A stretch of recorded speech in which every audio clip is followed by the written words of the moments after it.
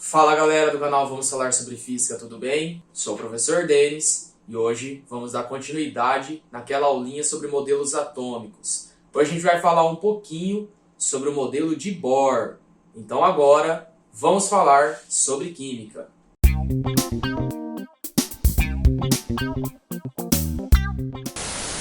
Então o modelinho de Bohr, na verdade, é um aperfeiçoamento do modelinho de Rutherford que a gente viu na aula passada.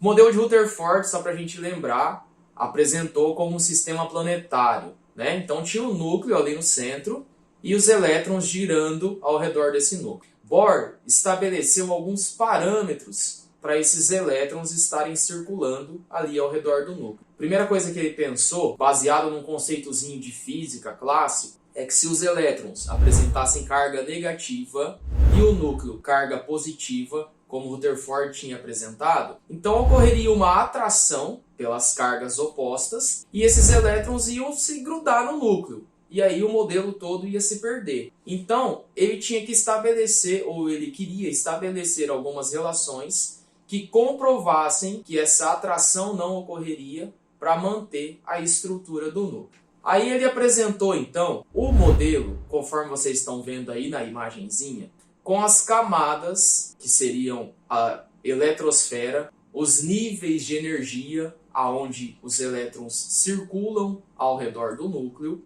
e esses níveis de energia iam aumentando conforme iam se distanciando do núcleo. Ou seja, quanto mais distante do núcleo o elétron estivesse, maior seria o seu nível de energia. Então aí a gente está vendo nessa imagem 7 níveis energéticos, né, ou 7 camadinhas de energia aí, e a energia crescente. E aí ele conseguiu propor que quanto mais longe do núcleo, maior o nível energético, e quanto mais perto do núcleo, menor o nível energético.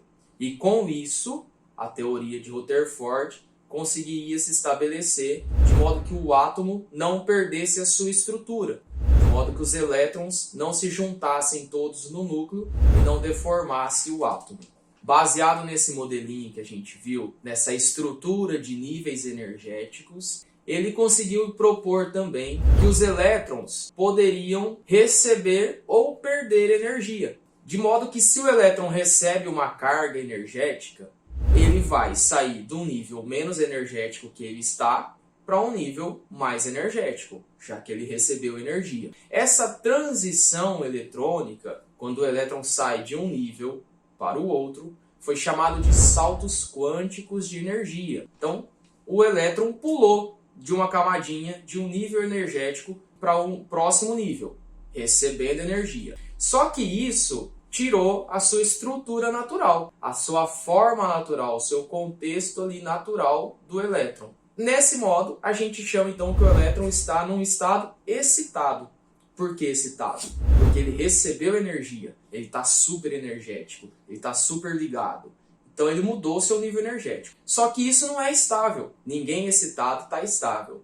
Então ele precisa voltar para o seu estado original, que na química a gente chama de estado fundamental do elétron. Quando o elétron volta para o seu estado fundamental, se para ir para o estado excitado ele teve que receber energia, para voltar para o estado fundamental, ele precisa então liberar energia. Então é um salto quântico em que o elétron libera energia para o meio. Essas liberações de energia podem acontecer de diversas formas. Uma delas, por exemplo, é a luz, através de emissão de luz. Então, primeiro o elétron recebe energia, vai para um nível mais energético, fica no estado excitado, libera energia quando volta para o estado fundamental, geralmente na forma de luz. Essas transições de energia, o elétron indo para um nível mais energético e retornando para o seu estado fundamental, é aquilo então que a gente chama de saltos quânticos. Alguns exemplos de saltos quânticos para a gente entender isso na prática. Então, primeiro eu vou trazer 2 exemplozinhos naturais. Um deles é o vagalume, aquele bichinho que fica brilhando no escuro. Na verdade, ele usa esse artifício para atrair a sua fêmea, né?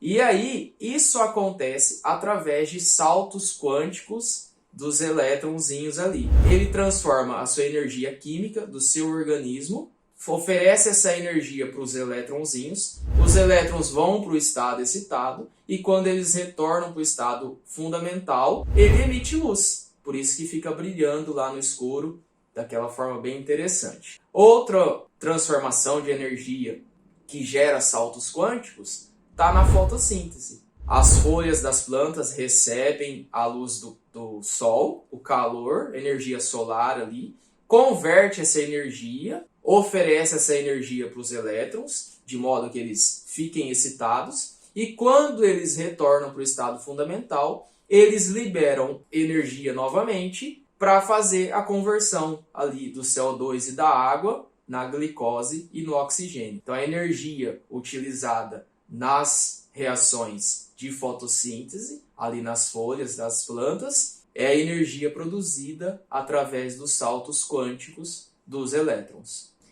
Bom, a gente viu então dois exemplozinhos naturais. Existem também os exemplos promovidos, né? Aquilo que a gente chama de exemplos artificiais. Um dos exemplos artificiais são as luzes de neon. Essas luzes tão comuns aí nos efeitos de publicidade, nas festas, tipo essa luz que está atrás de mim agora, mudando de cor.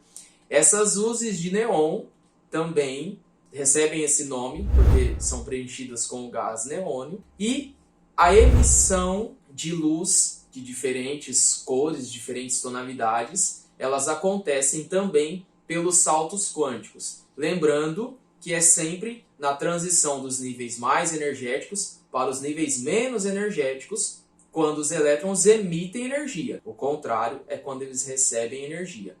E além disso, um outro exemplo bem comum, bem tradicional, são os fogos de artifício. Os fogos de artifício basicamente seguem esse princípio. Tem ali um sal que vai determinar então, a tonalidade lá da explosão dos fogos de artifício, por isso que eles são coloridos com diversas cores diferentes. Esse sal que vai determinar a tonalidade através dos diferentes comprimentos de onda que vão ali determinar a tonalidade então. Mas o que acontece? O elétron recebe uma carga energética extremamente grande através da explosão, muda o seu nível energético para um estado excitado, e quando ele retorna para o estado fundamental, ele emite luz. Luz baseado no comprimento de onda que esse sal emite, intensidade luminosa, diferindo assim as diversas cores que a gente vê, que a gente encontra. Baseado nesse contexto dos fogos de artifício, tivemos agora esses dias a prova do Enem, aí do ano passado, que seria de 2020, né, foi aplicada esse ano, e o primeiro exercício do caderno rosa foi falando sobre fogos de artifício. Vamos resolver esse exercício só para a gente entrar um pouquinho aqui no contexto e acrescentar um pouquinho mais para a nossa aula? Então vamos lá.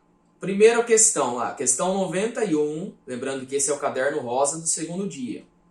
Mega espetáculos com queima de grande quantidade de fogos de artifício em festas de final de ano são muito comuns no Brasil. Após a queima, grande quantidade de material particulado permanece suspensa no ar. Entre os resíduos encontram-se compostos de sódio, potássio, bário, cálcio, chumbo, antimônio, cromo, além de percloratos e gases como os dióxidos de nitrogênio e enxofre. Esses espetáculos promovem riscos ambientais por quê? Só um adendozinho aí, nesse enunciado ele apresenta os diferentes sais que vão promover as diferentes cores dos fogos de artifício. Então, de acordo com o sal que estiver presente no artifício ali, no explosivo, vai ser a cor diferente apresentada no céu, tá? Nos efeitos luminosos. Alternativa A. As substâncias resultantes da queima de fogos de artifício são inflamáveis? Bom, não tem como ser, né? Já que é resultado da queima, se fosse inflamável, continuaria pegando fogo. Então, tá errada. Alternativa B. Os resíduos produzidos na queima de fogos de artifício ainda são explosíveis? Bom, assim como a A, também não tem como, porque se fosse explosivo, no meio de uma explosão, ia explodir tudo, né? Alternativa C. O sódio e o potássio são os principais responsáveis pela toxicidade do produto da queima? Também não é verdadeira, visto que o nosso organismo depende inclusive de sódio e potássio para sobreviver. Alternativa D de Denis.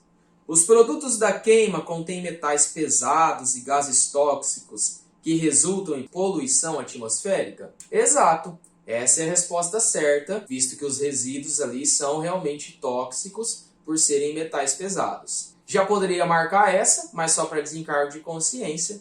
Alternativa E. O material particulado gerado se deposita na superfície das folhas das plantas, impedindo os processos de respiração celular? Não, não é verdade, visto que o material particulado ali não ia impedir a planta de receber iluminação e de promover a sua respiração celular. Correto? Então essa foi a primeira pergunta do Caderno Rosa do Enem, agora aplicada esses dias, agora no mês de janeiro de 2021, que relata um pouquinho aí sobre os fogos de artifício, e a gente acabou de entender o efeito dos fogos de artifício na aula de hoje. Então só para a gente revisar, modelinho atômico de Bohr, um aperfeiçoamento do modelinho de Rutherford, onde ele explicou principalmente as diferenças de níveis energéticos nas camadas dos elétrons circulando ao redor do núcleo. Esse é o último modelinho atômico que é utilizado até hoje. Ele é de 1913, então tem pouco mais de 100 anos, né? É um modelo ainda atual, claro que depois ele foi aperfeiçoado com novas descobertas, mas é a base do modelo atual. E a partir da próxima aula, a gente vai continuar trabalhando um pouquinho mais sobre elétrons. Bom, então é isso, galera. Espero que vocês tenham gostado, espero que tenham curtido o conteúdo aí, que tenha tirado as dúvidas de vocês. Então, se você gostou, se inscreve no canal, deixa seu like aí no vídeo, indica para os amigos, compartilha, ativa as notificações, recomenda aí, assiste os outros vídeos que a gente tem aí, as aulas do professor Matheus também, de física, tá? Ajuda a gente a divulgar, ajuda o YouTube aí a promover o nosso canal. E é isso. Obrigado pela atenção, obrigado por você ter acompanhado, por ter assistido o nosso vídeo. Meu nome é Denis Henrique, sou professor de Química e aqui vamos falar sobre física.